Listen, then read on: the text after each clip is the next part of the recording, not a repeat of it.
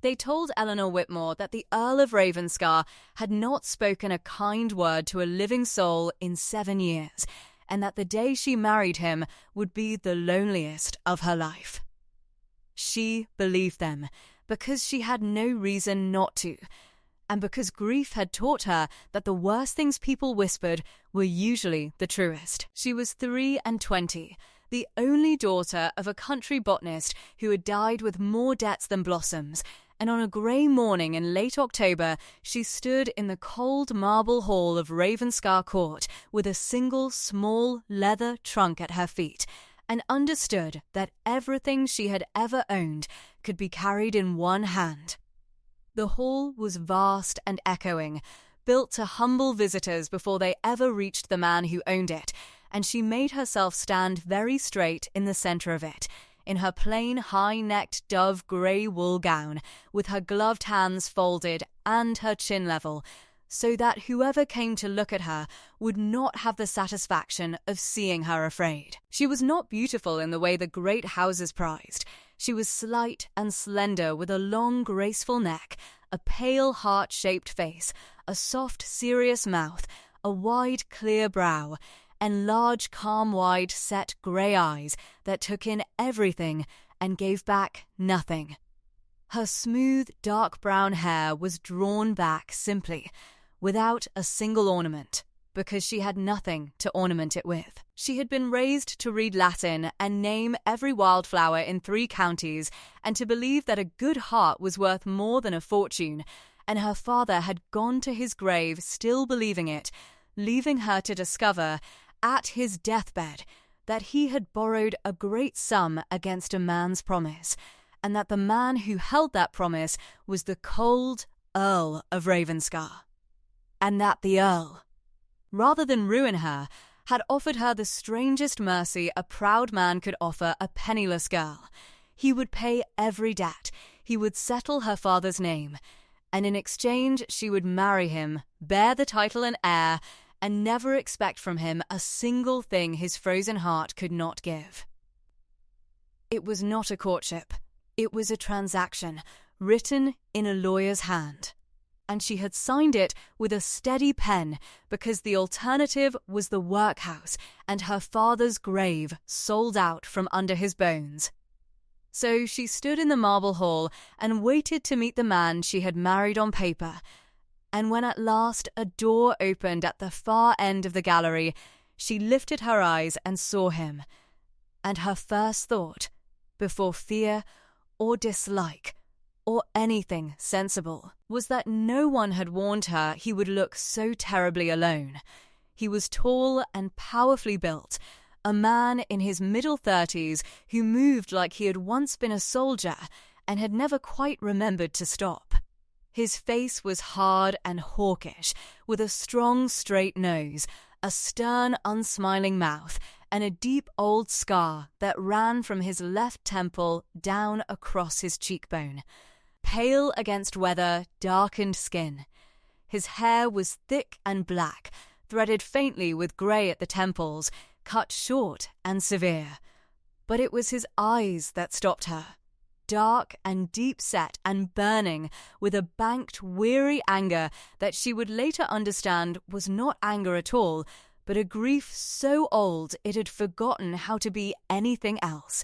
He wore a long, dark, charcoal grey tailcoat over a black waistcoat and a plain white cravat tied without vanity, and he crossed the great hall toward her without hurry, his polished boots ringing on the marble, and stopped a careful, deliberate distance away, as a man stops before a stranger he intends never to know.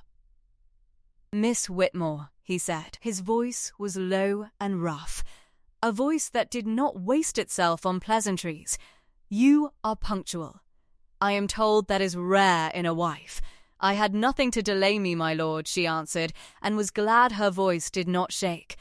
"I have brought all that I own." It did not take long to pack. Something flickered across the hard face, too quick to name.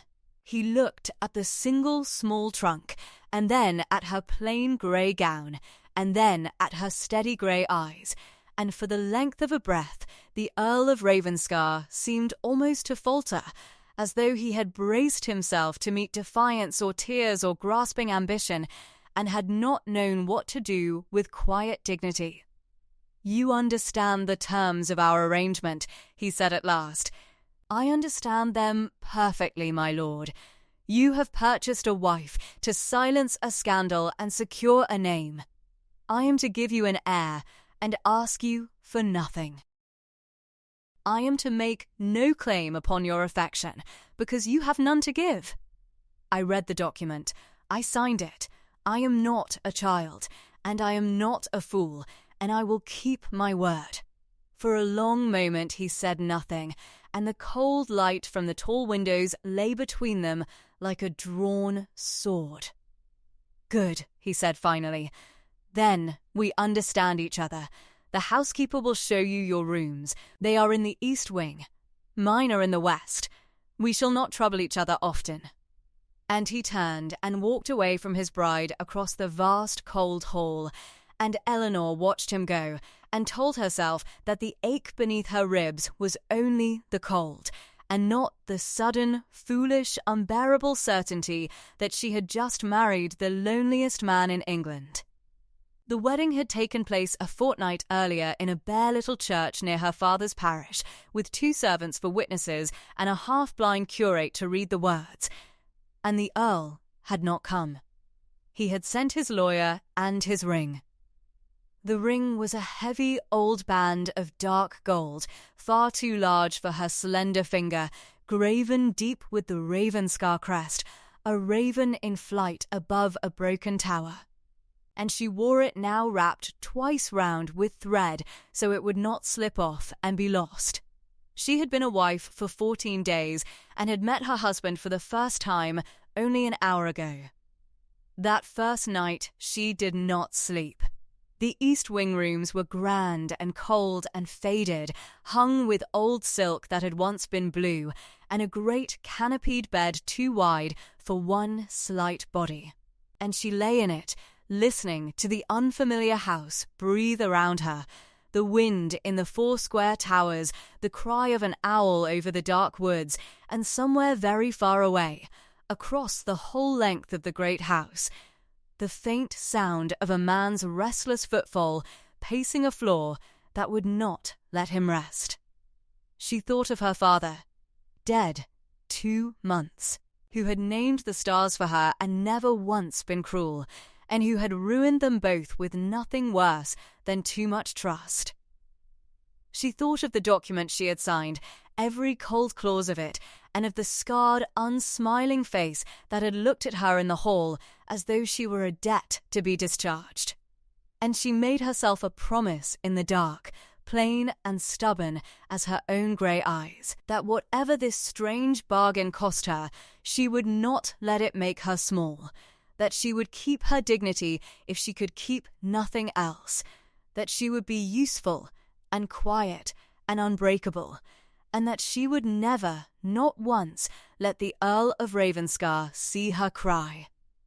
In the morning, Mrs. Price brought her chocolate and found her already dressed and at the window, watching the frost burn off the deer park in the early sun, and the old housekeeper, who had braced herself to dislike the bought bride, looked at the slight, straight figure in the plain grey gown, and the calm grey eyes that held no grasping and no fear, and something in her hard old heart shifted, and she set down the tray and said gruffly that the young mistress must ring if she wanted anything. At all. And meant it. Ravenscar Court, Eleanor soon learned, was a place that had decided long ago to stop living. It was a great house of pale northern stone, 300 rooms and 4 square towers, set high above a valley of dark hanging woods, and every clock in it had been stopped, every mirror draped in black, every bright thing put away. The servants moved through it like ghosts and spoke in whispers, and she understood within her first week that they were not afraid of their master so much as afraid for him, that they watched the great silent house the way one watches a sick room, waiting for a death that had already half happened. She learned the rest in pieces from an old housekeeper named Mrs. Price, who had nursed the Earl as a boy and loved him with the fierce, hopeless love of a woman who has watched a child grow into a stranger. 7 years before, the Earl had been a different man, warm and laughing, and newly wed to a beautiful young countess, whom he had married for love against all the cold advice of his family. And then there had been a fire in the West Wing on a winter night, and the young countess and the infant son she had just borne him had both died in it, and the Earl had carried their bodies out himself, and had never, from that night, been seen to smile again.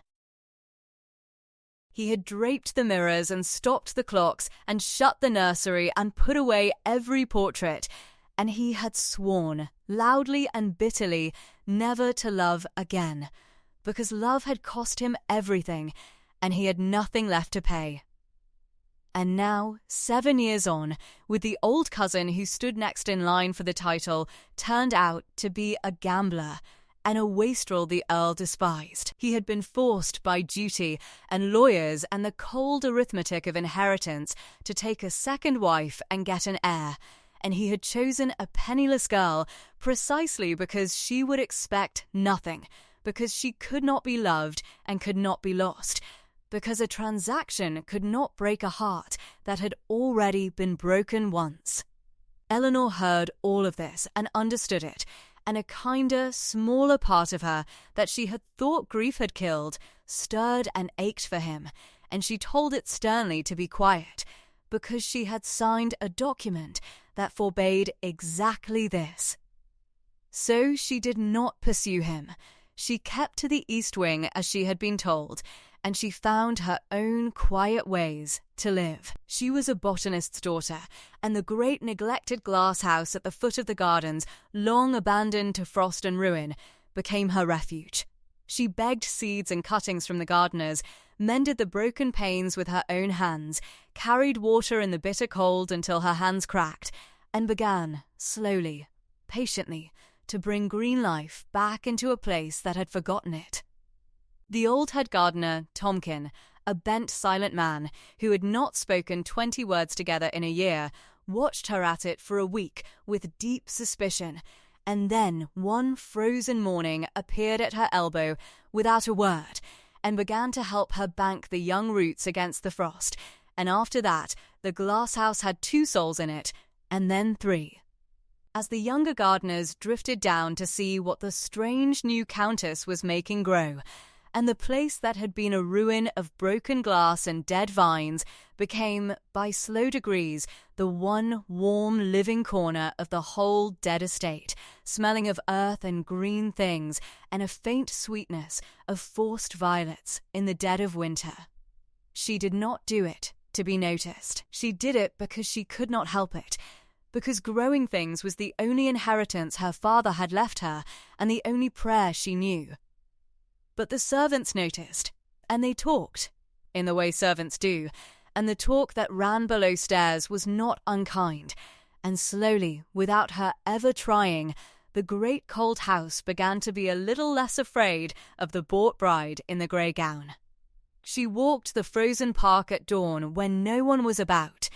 She read the Earl's vast library by candlelight, sometimes finding, with a strange small flush, a book left open on a table where he had been before her, so that they conversed in the margins of pages without ever speaking, a war fought in silence in 2 different rooms.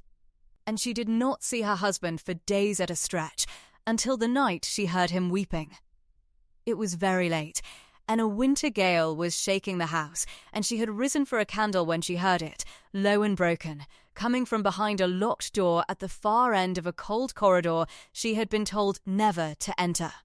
She stood outside it a long while, her bare feet aching on the stone, her candle guttering, and she knew it was the old nursery, the shut room, the grave he had built inside his own house.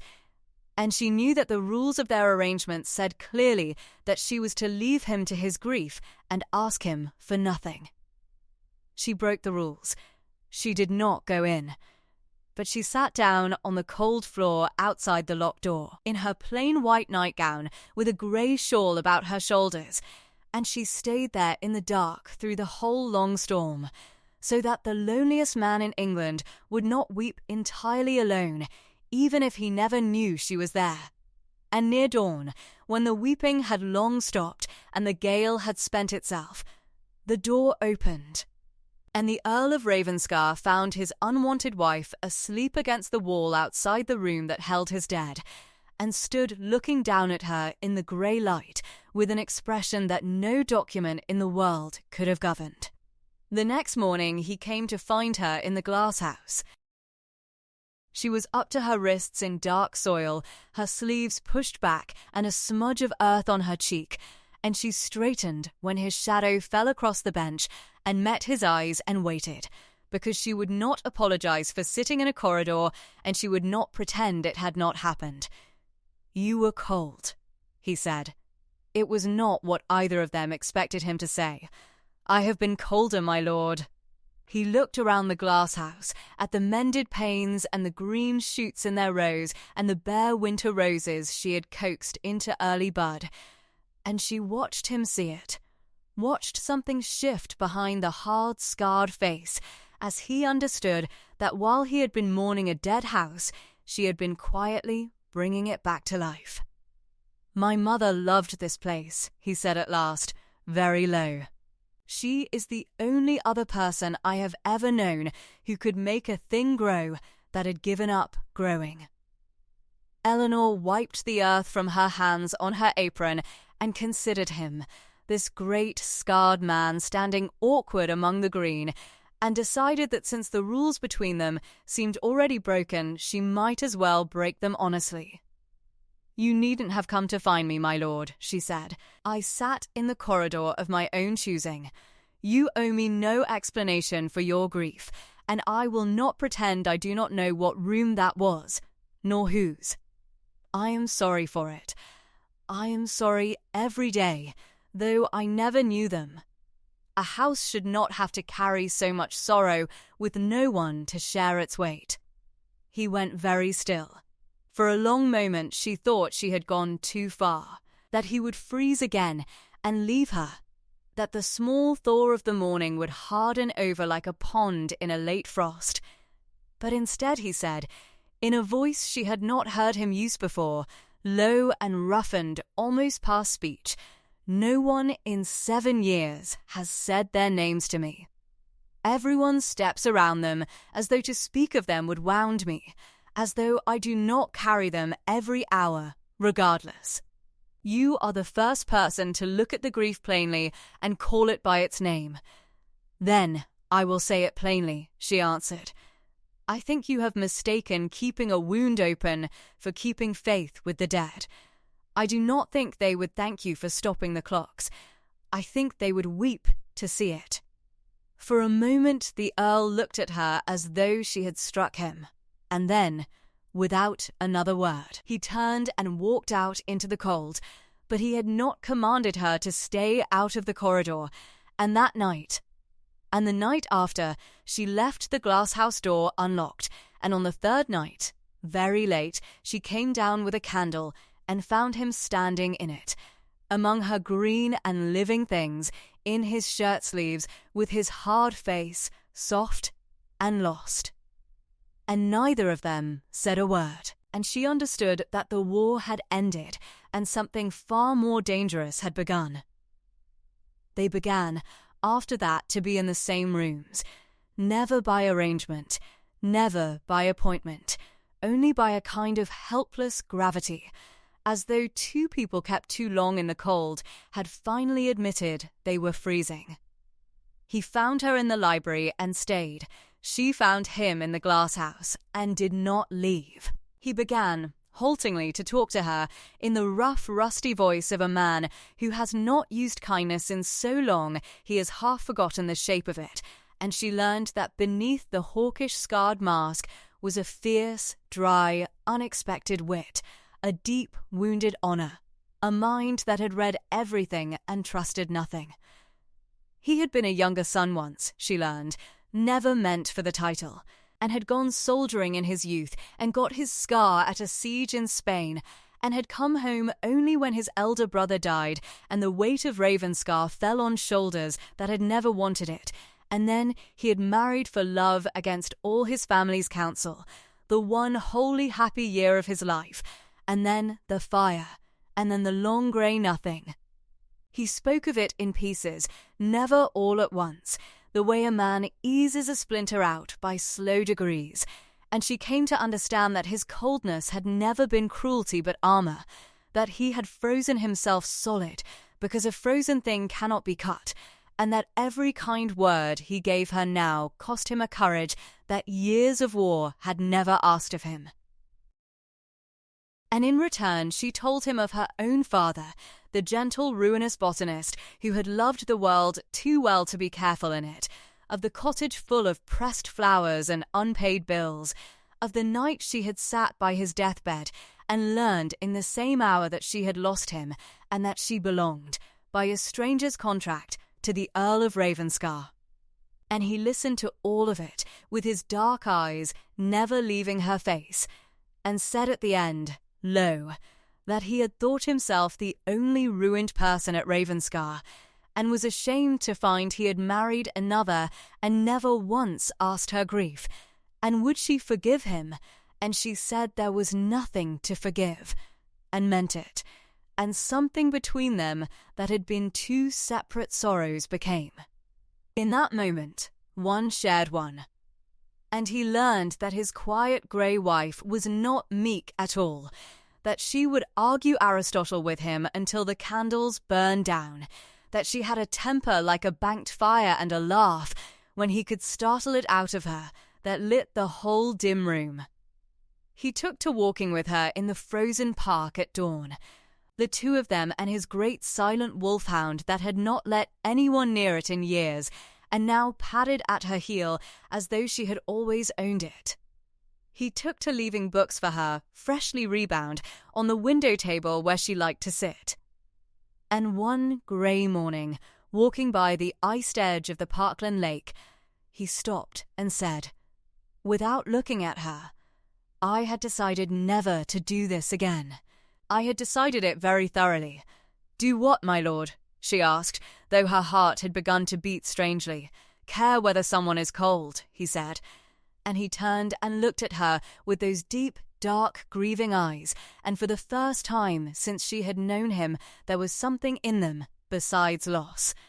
There were 100 such moments through that long, thawing winter, and Eleanor kept each of them like pressed flowers in the private book of her heart. There was the evening he found her reading his own copy of the Poems of Donne, fallen asleep over it by the library fire, and instead of waking her covered her with his own coat and sat across the hearth watching her sleep until the candles guttered, and was gone before she woke, so that she found only the coat and never knew. There was the snowbound week when the roads were shut and the great house was wholly cut off from the world, and they were thrown into one another's company morning and night with no county to play to, and they played chess until midnight and argued over Greek, and she beat him 3 games in 5. And he laughed. Actually laughed.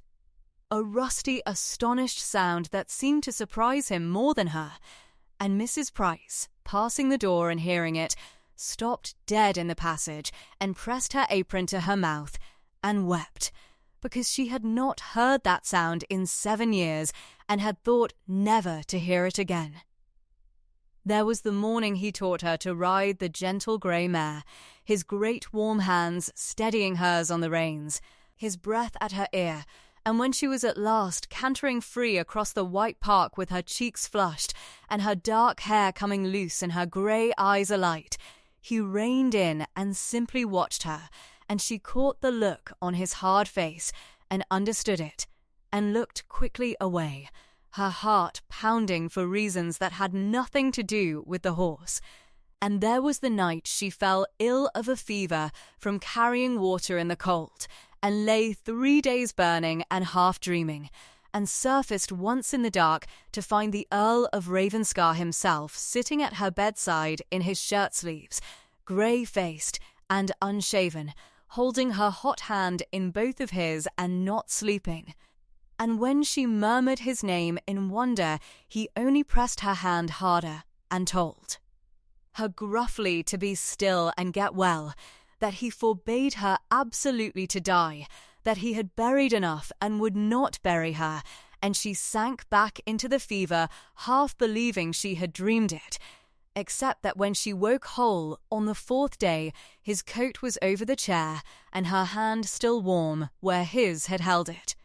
But love, when it has been forbidden for 7 years and chained with a signed contract, does not come easily or without cost. And there were others at Ravenscar Court who watched the thaw between the Earl and his plain grey wife with a cold and growing fear.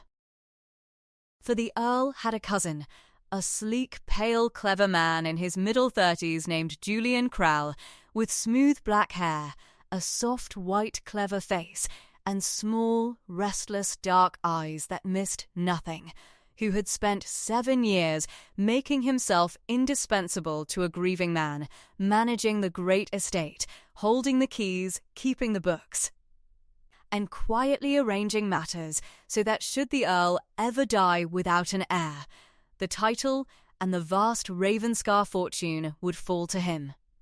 And Julian Crowell had not endured 7 years of patient service to watch a penniless governess in a grey gown ruin it all by warming the one heart he had counted on staying cold. Allied with him was the Earl's aunt, the Dowager Lady Marsden, an imperious gaunt woman of 60 with silver hair dressed high, a hard, proud, lined face, and cold, pale eyes, who had ruled the house as its mistress through all the years of mourning, and had no intention of surrendering her keys to a country nobody. The Dowager had her own candidate for the Earl's affections, a cold golden-haired beauty named Lady Sophia Vane, with a cream complexion and hard, pale blue eyes that never warmed, whom she had been parading before the Earl for 2 seasons. Together, the 3 of them began to work against Eleanor in the patient, poisonous way of people who have nothing but time and malice.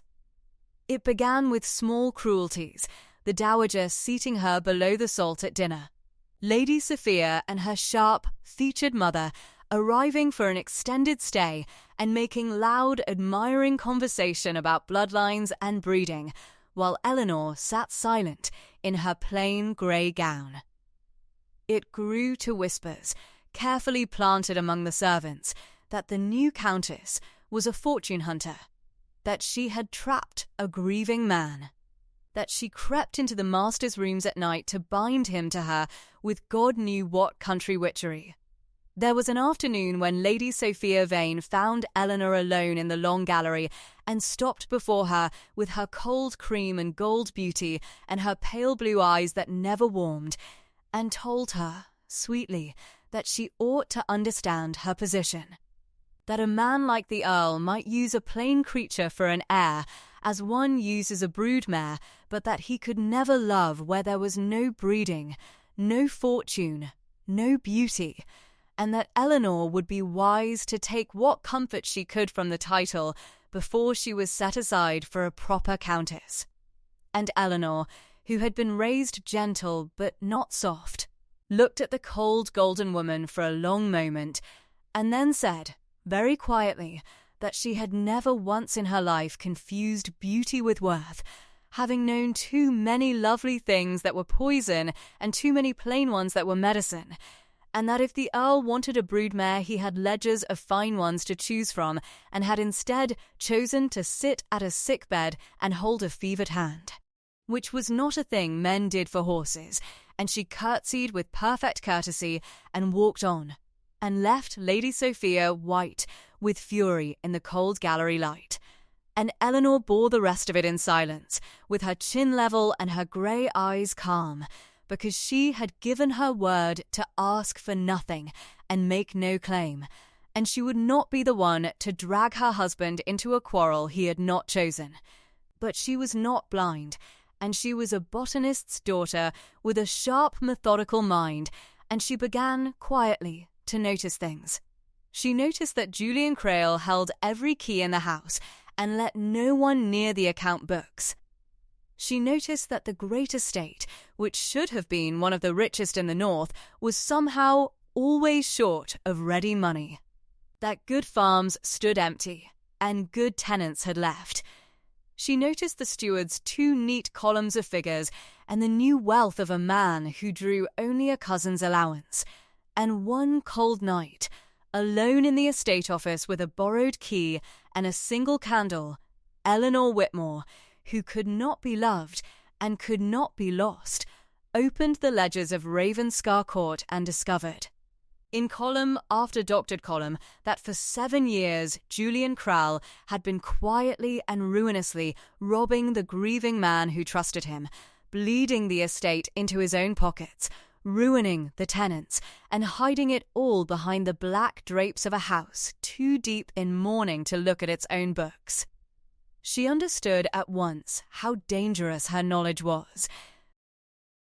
She understood that a penniless wife accusing the indispensable cousin would be called a liar and a schemer, that it would be her plain word against his sleek, established years of trust, and that the whisper campaign already running against her had perhaps been built for exactly this moment, to make her unbelievable before she could ever speak. So she did not run to the Earl. She did the patient thing, the botanist's daughter thing. She copied. Night after night, behind a barred door by a single guttering candle, she copied out the doctored figures in her own clear hand and set beside them the true rents and the true harvests she gathered by quietly questioning the old tenants who still remembered, building page by careful page. A proof that even a sleek liar could not talk away. It was slow and dangerous work. She could only get into the office on the nights Crail rode out to the market town, and she had to leave every paper exactly as she found it, and copy by a single shielded candle with her ears straining for a step in the passage. And more than once she heard the watchman's tread and snuffed the flame and stood frozen in the dark with her heart slamming until he passed. She learned to read the doctored hand, to see where a 7 had been made of a 4 and a tenant's true rent of £40 entered as 14, the difference quietly pocketed.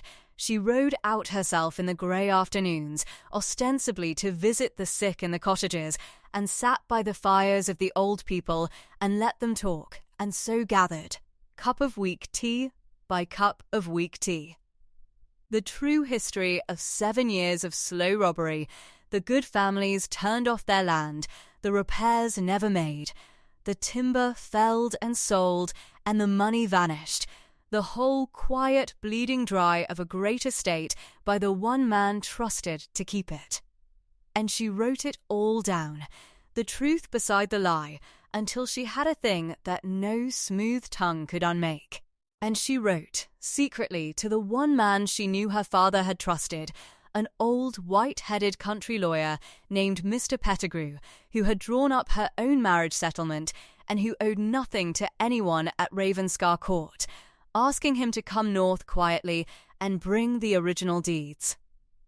But a house full of malice has many eyes, and Julian Crail was clever, and he began to suspect. He caught her once in the dim cold passage outside the office, late, with ink on her fingers, and he smiled his soft white smile and took her arm too tightly and said in his pleasant murderous voice that the North was a dangerous country for a young woman who wandered alone at night, that fires happened in great houses, that she would do well to remember she was a nobody who had been bought and could very easily be sent away or worse.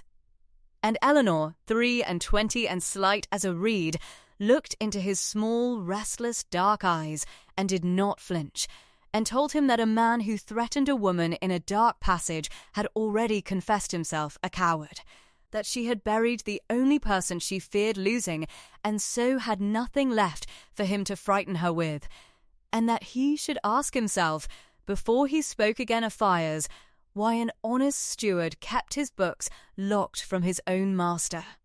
She saw the smile falter, saw the small, dark eyes go flat and ugly, with the knowledge that she had guessed more than he had thought. And for one cold instant she understood she had told him too much, and then she wrenched her arm free and went on, walking steady and unhurried down the dark passage, though her heart hammered like a trapped bird, because she would not give him the gift of seeing her run. But she had been frightened, and that night, for the first time, she went to the Earl. Not to accuse, not yet, with her proof still half gathered, but because the fear had cracked something open and she could not carry it all alone in the dark any longer. She found him in the glass house, where he so often was now, and he saw her white face and crossed to her at once, and when she could not at first speak, he took her cold hands in both of his rough ones. And the touch undid them both. "Who has frightened you?" he said, very low and very dangerous. "Tell me his name." "I cannot. Not yet," she whispered. "Not until I can prove it, or it is only my word, and my word here is worth nothing. I gave you my promise to ask you for nothing, but I am asking you for one thing tonight, my lord. I am asking you to trust me a little longer, even when others tell you not to." "Can you do that?" She had not meant to say so much, but the green dark and his rough warm hands and the long fear undid her, and she felt his whole great frame go rigid with the effort of holding back the question, and she loved him for not asking it, for granting her the thing she had begged. And the Earl of Ravenscar, who had not trusted a living soul in 7 years, looked down at the plain, brave, grey-eyed woman holding his hands in the green candle-lit dark, and felt the last frozen thing inside him break and run warm, and he lifted her cold hands and pressed them to his chest over his heart and said, "I trust you. God help me, I trust you more than I have trusted anything since I was a boy. Whatever it is, you are not alone in it. Do you hear me? You will never again face anything in this house alone." And he drew her against him at last, his scarred cheek against her hair, and held her as the winter wind moved the dark glass, and Eleanor, who had been told the day she married him would be the loneliest of her life, understood that they had lied. That this, here, in the cold and the danger and the green growing dark, was the least lonely she had ever been. For a long while they simply stood so, two people who had each been certain they would never be held again, and she felt the great steady thud of his heart beneath her cheek and the careful gentleness of arms that could have crushed her, and she understood that the strongest thing about him was not his size or his rank or his hard scarred face, but precisely this: the tenderness he had guarded so fiercely because it was the only part of him the world had ever been able to wound. And he murmured into her hair that he did not know how to do this, that he was clumsy and rusted and half a ruin, that he would likely fail her 100 ways, but that if she would only stay, only not leave him in the grey, he would spend whatever years were left to him learning to be worthy of the woman who had sat all night on a cold stone floor so that he would not weep alone. And she lifted her face and told him that she had not married a polished man and did not want one, that she would take him scarred and rusted and clumsy over any smooth lord in England, and that she was not going anywhere. Not now. Not ever. And the words were a vow far truer than the cold one a lawyer had written, and they both knew it. They did not speak of the contract again. The thing it had been written to prevent had happened anyway, slowly and against all their guarding, and neither of them named it aloud. But it was there now, in every glance and every silence, in the way his hard face changed when she entered a room, and the way her calm grey eyes found him first in any crowd. He began to court her, clumsily and gravely, a man relearning a language he had sworn off, leaving her hothouse flowers from her own glasshouse on her breakfast tray, reading aloud to her by the fire in the long evenings, teaching her to ride the gentle grey mare he gave her. His great hands warm over hers on the reins.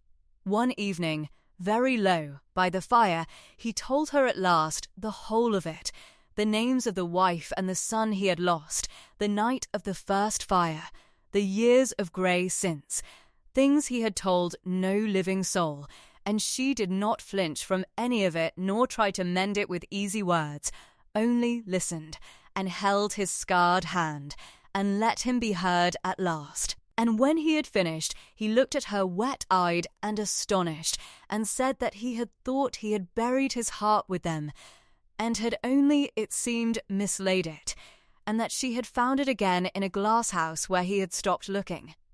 Another night she found, set upon her pillow, a small worn book, her father's own botany of the northern counties, which she had thought sold with the rest of his library to pay his debts, and which the Earl had quietly traced and bought back and brought to her across 200 miles, and she wept over it as she had not let herself weep since the funeral. And when she went to thank him, she could not speak, and he understood, and only took her hand and held it, and that, more than any spoken word, was the moment she knew herself wholly and hopelessly in love with her own husband, and she let herself, cautiously, after so much grief, begin to hope. But the closer they grew, the more frantic grew the three who watched, for an Earl in love would soon get an heir, and an heir would end Julian Crail's 7 patient years forever. So they moved to destroy her, and they were clever, and they nearly won. It began at a great dinner the dowager arranged, ostensibly to welcome the county, in truth to ruin a countess.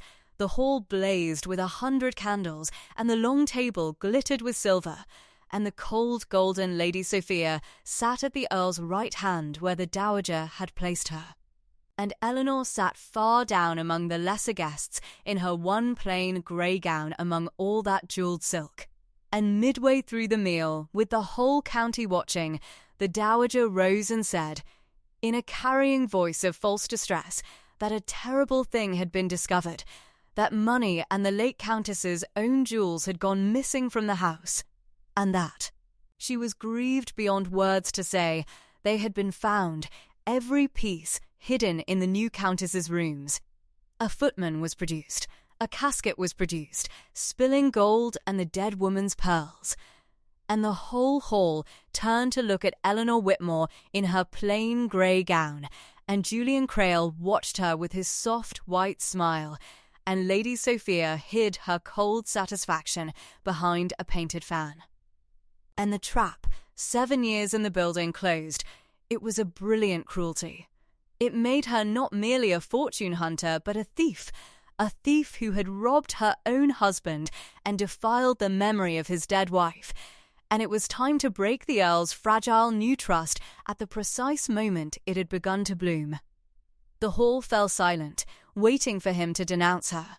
And Eleanor rose slowly to her feet in the candlelight, very pale, her chin level and her grey eyes steady, and looked down the long blazing table at her husband, and did not defend herself, because she understood that no defence she could speak would outweigh the gold spilled on the cloth, and that everything now hung on whether the man who had sworn never to trust again would trust her here, in public, against all the evidence and all the years.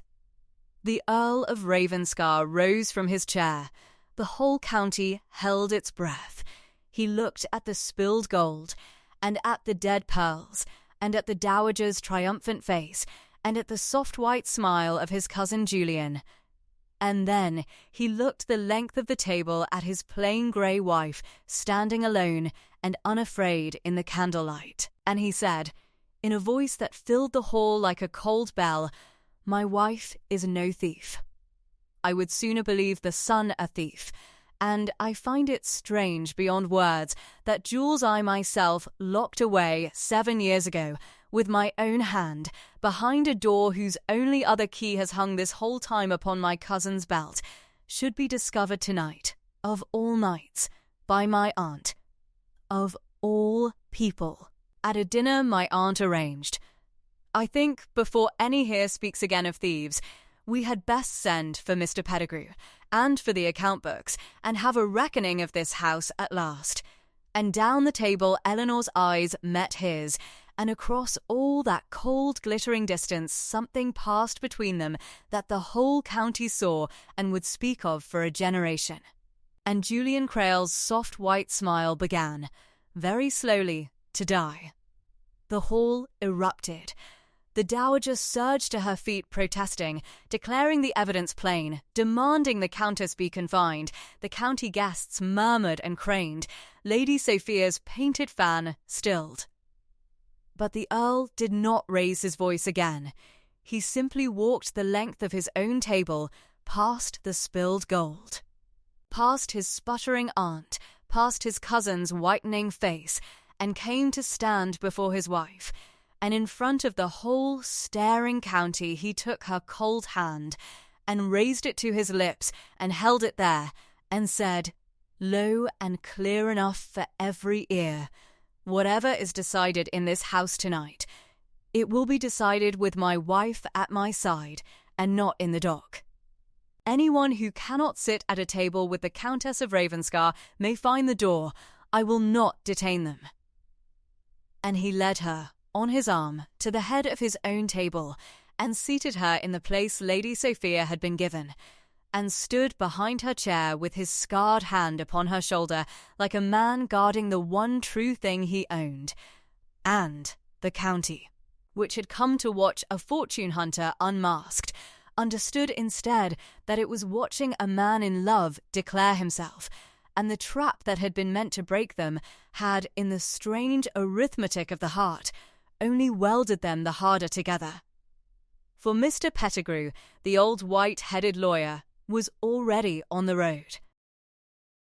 Eleanor's secret letter had reached him, and he had come north in haste with the original deeds in a corded black tin box, and he arrived at Ravenscar Court the very next morning into a house cracked open and at war. And then Eleanor brought out what she had built in the dark, page after page of copied figures, the doctored books beside the true rents, the testimony of the old tenants, the whole patient methodical proof of 7 years of theft, and laid it on the table before the lawyer and the Earl, and Mr. Pettigrew, who had drawn the books of half the county for 40 years, put on his spectacles and read it through in a deepening silence, and at last looked up and said that in all his long life he had never seen a fraud so cleverly hidden nor so completely exposed, and that the young countess had the mind of a chancery judge. The reckoning that followed was swift and terrible. The true accounts, set beside Crail's, left no room for any lie. The keys came off his belt. The strong-box was opened. Even Lady Sophia and her sharp mother, sensing the wreck, packed and fled north before noon. And the Dowager Lady Marsden, confronted with her own part in planting the jewels, with the footman she had bribed turning pale and confessing, crumpled at last from imperious fury into shaking silence, and the Earl, in a voice of cold iron, stripped her of her keys and her place, and gave her until morning to be gone from the house she had ruled for 7 years. Julian Crail tried, to the last, to talk his way clear, sleek and smooth and reasonable, but the Earl crossed the room and stood over him, the scar livid on his hard face, and said very quietly that he had trusted this man with everything in his grief, with his house and his fortune, and very nearly with his wife's life, and that he had repaid that trust with theft and threats, and a plot to see an innocent woman branded and broken, and that if he were not gone from Ravenscar within the hour, and out of England within the week, the Earl would see him hang, cousin or no cousin. And Julian Craye looked once at Eleanor, the plain grey nobody who had quietly unmade 7 years of patient evil, and saw in her steady grey eyes that she had beaten him utterly, and turned and went, and the great house was clean. But the cost of it was not yet fully paid. For in the chaos of the reckoning, Julian Crail had done one last spiteful thing before he fled, and that night, in the small dark hours, fire broke out in the west wing of Ravenscar Court. It was no accident. He had set it, the same wing where the first fire had taken the Earl's wife and child 7 years before, a final act of pure malice meant to leave the Earl with nothing but ashes once again. And Eleanor woke to smoke, and the bell tolling, and the terrible orange light against her window, and her first thought, before fear, before anything, was of her husband, who in his grief still slept near the shut nursery, near the old grave, in the very wing that burned. She did not hesitate. The servants were streaming the other way, out into the safe cold dark, and Mrs. Price caught at her sleeve and begged her not to go, that the master would never forgive himself if the Countess burned, that it was certain death.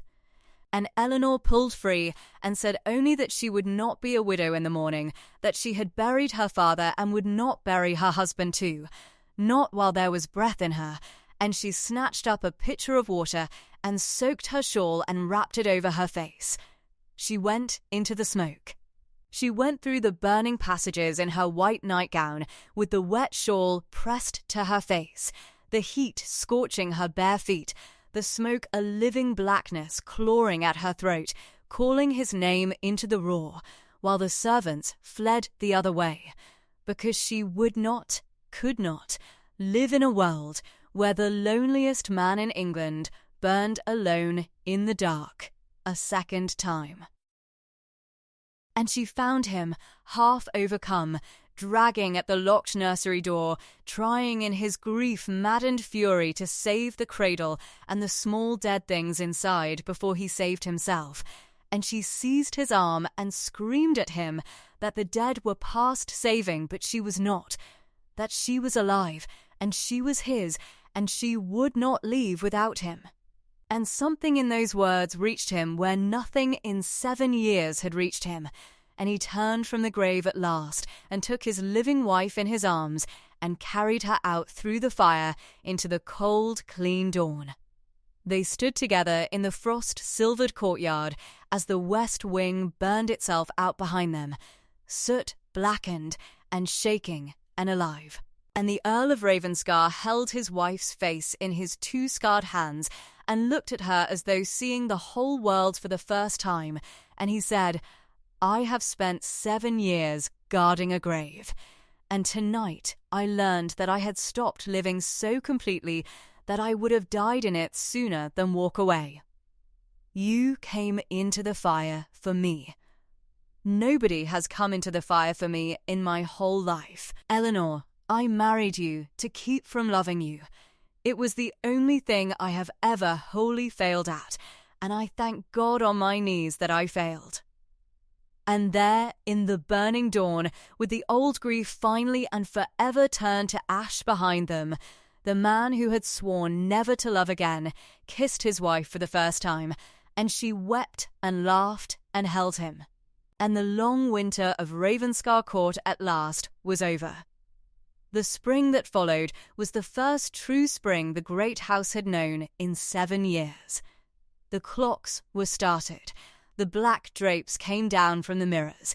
The shut nursery was opened and aired and made, by Eleanor's gentle insistence, not into a shrine to the dead, but into a bright nursery for the living.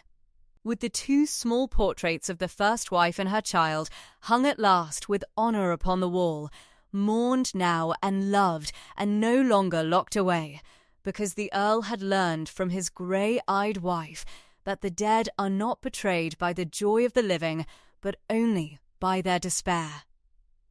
On the first morning the room stood open, the Earl came and stood a long while before the little portraits. And Eleanor came and stood beside him and slipped her hand into his and said nothing. Only let him grieve them at last in the light instead of the dark. And when at last he could speak, he said that for 7 years he had kept that door shut, because he feared that to let the sun in would be to forget them, and that he saw now it was the very opposite, that they had been smothering in the dark and could breathe again. And he thanked his wife in a broken voice for giving him back not only his future, but his dead. And they wept together, and it was the last weeping the house would do for a very long while. The mirrors were uncovered and gave back light. The stopped clocks were wound, and the great house filled again with the small, ordinary music of time passing, which is a sound only the very grieving understand the mercy of. Word of the great fraud spread through the county and beyond, and where Eleanor had once been whispered of as a schemer, she was now spoken of with something near awe. The plain country girl who had seen through 7 years of a clever man's lies when an earl and a dowager and a whole household had been deceived, and the same county ladies who had cut her at dinner now begged her notice. And she received them with the same level grey-eyed courtesy she had always shown, neither vengeful nor vain, which made them respect her the more. Mr. Pettigrew stayed a fortnight to set the estate's affairs in order, and confided to the Earl over the port that in 40 years he had never met a sharper or a steadier head than the young countesses, and that his lordship had got himself, for the price of a few debts, the best bargain in the north of England. And the Earl, watching his wife move among the mended account books with a smudge of ink on her cheek, agreed that he had, though he had not known it when he signed. They were married again that summer, truly this time, in the little church on the estate banked with the flowers of Eleanor's own glasshouse, with the whole household crowding the pews and weeping for happiness, the half-blind old curate rejoining their hands. And this time the Earl was there, and this time he could not stop smiling. And the county that had once watched them in scandal now watched them in wonder, and said that they had never seen a man so changed, nor a marriage so plainly blessed. The estate, with Crail gone and Mr. Pettigrew's honest hand on the books, began to mend, the empty farms filled, the old tenants returned, and the young countess in her plain grey gowns walked the lands her cleverness had saved, and was loved in every cottage. The glasshouse bloomed. The wolfhound followed her everywhere. And on a warm amber evening the following autumn, on the long terrace above the gardens that were green and living again, the Earl of Ravenscar came out to find his wife with a small swaddled infant in her arms, their son, born safe and strong, the heir the contract had once coldly demanded and that love had finally and freely given. And he stood looking at the two of them in the golden light, with his whole hard-scarred face open and undefended and shining, and Eleanor looked up at him and smiled and held out their child, and he took the small, warm weight against his chest with hands that had once carried only the dead, and he wept, and this time the tears were joy. She told him then, leaning into the warm circle of his free arm with their son between them, that she had kept that cold contract he had sent her, the one that forbade her to ask him for anything or to make any claim upon his heart, and that she meant to burn it on the morrow, since every single clause of it had been broken past mending. And he laughed his rare deep laugh and said she might burn it gladly, that he had violated it first and worst, and would sign 1,000 sweeter ones in its place, each of them promising her everything he had once sworn to withhold. They told me, she said softly, watching him, that the day I married you would be the loneliest of my life. They were wrong, he said, not looking up from the small face against his heart. It was the day my life began. I only did not know it yet. I thought I had bought a wife to keep my heart safe, and instead I had been given the one person alive who could teach it to beat again. There is no debt in England I would not have run up gladly, had I known the price was you. And the last of the light gilded the great house, where every window now blazed gold and warm, the house that had decided long ago to stop living and had been taught, by a penniless girl in a grey gown, who could neither be bought, nor frightened, nor broken, to live again. And the Raven of Ravenscar at last had something in its broken tower worth guarding. And the Earl and his Countess stood together on the terrace in the falling gold with their son between them, and were not lonely, and were never lonely again.